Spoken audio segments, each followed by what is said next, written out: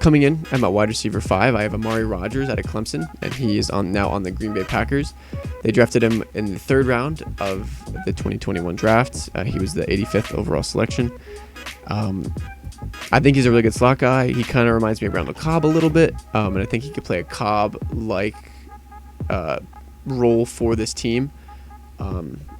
The offense is really not a problem for me. Obviously, if you look at the stats, PFF graded them as the 4th best offensive line in the league last season, and they had the 1st-ranked team pass block win percentage with 74%, according to ESPN. So the offense is really good. Obviously, they have Aaron Rodgers, former reigning MVP.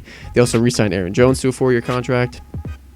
Obviously, Davante Adams is going to be the wide receiver 1. He is the guy for this offense.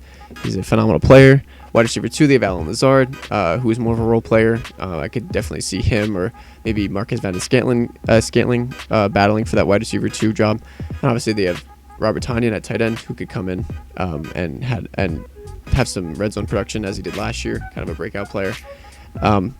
My main concern for Amari Rodgers, as our lads list him as the starting slot receiver, is going to be some playing time.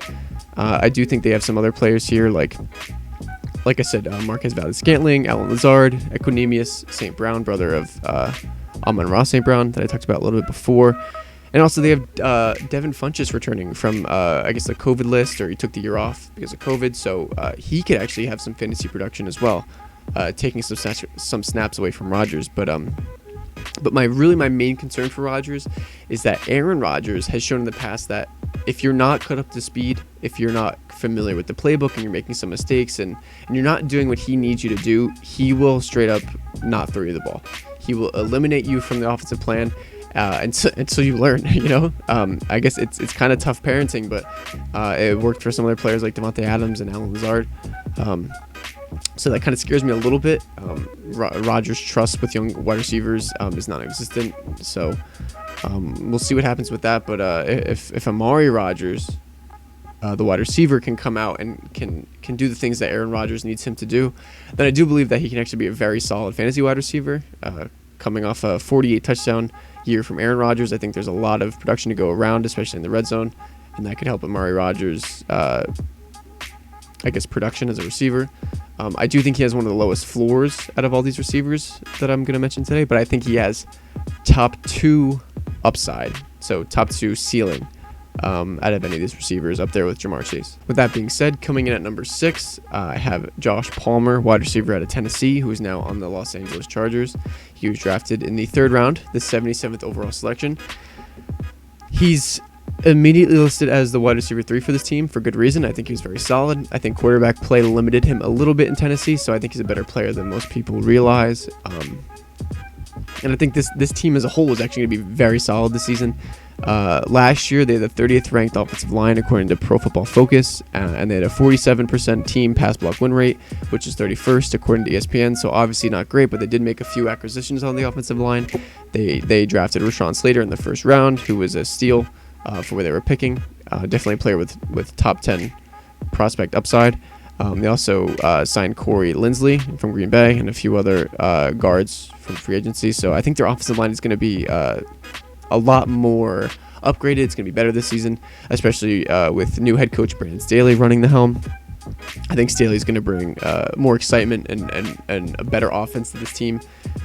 He definitely can't be as bad as Anthony Lynn, because I think Anthony Lynn was right up there with Adam Gase in terms of worst head coaches in the league. They lost, I think it was about 9 games by 1 score or less, which always seems to be a Charger thing to do. So if they can just turn that around, I think they could definitely have a very solid offense, and that could actually help Josh Palmer. Obviously, you can see by their offensive pieces, they have reigning Rookie of the Year Justin Herbert, running back Austin Eckler, who's a very solid pass catcher. He can make a name for himself and already has. According to me, their number 1 wide receiver is Keenan Allen, and their number 2 wide receiver is Mike Williams. And their starting tight end is going to be Jared Cook, and I'm sure Trey McKitty is probably going to get in there a little bit, their 3rd round tight end selection. My main concerns for Josh Palmer are going to be that he is the wide receiver 3 for this team, so that could hurt him a little bit in terms of total targets and how many touches he can have with the ball. Also, I think people aren't really talking about this enough. I think we could probably see a little bit of Justin Herbert regression this season. He obviously broke the rookie passing touchdown record last season. So we'll see what he can do this season. If he can hit 30 again, I think that's really good for their whole offense, and I do believe that that could go up with his new head coach, but I could also see it going down.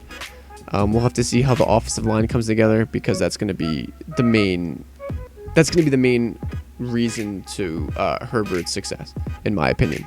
Can the offensive line come together?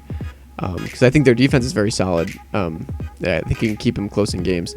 I could definitely see Herbert playing a little bit worse in terms of stat-wise. His stats can go down. But I do think that the defense will play better, and they might win a few more games and actually make themselves contenders in the AFC.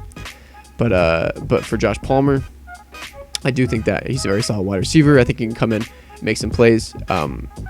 He might get subbed out a little bit for Jalen Guyton, but other than that, I think Palmer could be a solid fantasy rookie wide receiver this year.